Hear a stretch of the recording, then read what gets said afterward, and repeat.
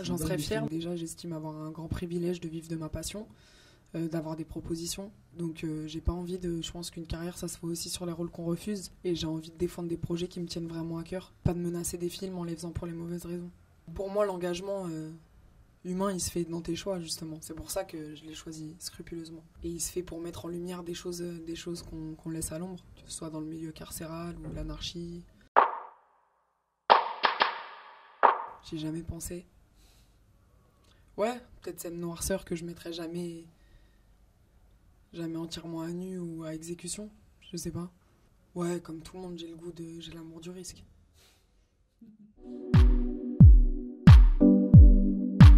L'histoire, la passion, le huis clos, la complexité de mon personnage et le fait de mettre le public face à des retranchements. Est-ce qu'elle a le droit d'aimer, tu penses? Est-ce qu'elle a le droit d'exister? Est-ce que j'aime les débats constructifs? Du coup, j'ai dit à Pierre, étant donné qu'on veut tous, on en a parlé une fois du fait divers, pour se dire, ok, on veut s'en détacher, comment on va faire?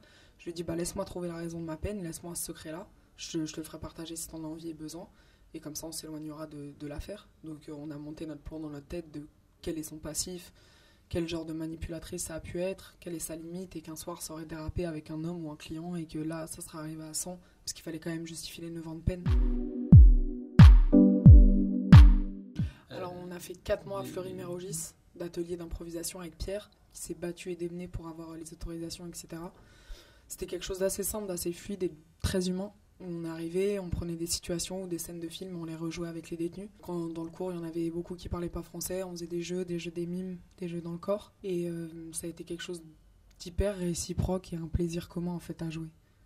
Sans se regarder, à expérimenter, à rater, à recommencer à faire des improvisations, des jeux, à tuer le temps dans un plaisir commun, quoi.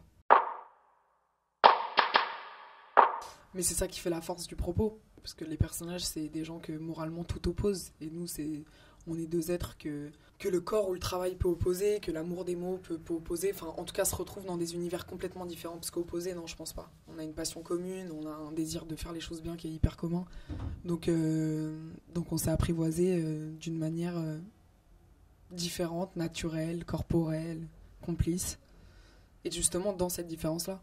Toi, qu'est-ce que t'écoutes? Grâce à Guillaume Gallienne, j'ai du Jodassin dans ma playlist. Ouais, des choses comme ça.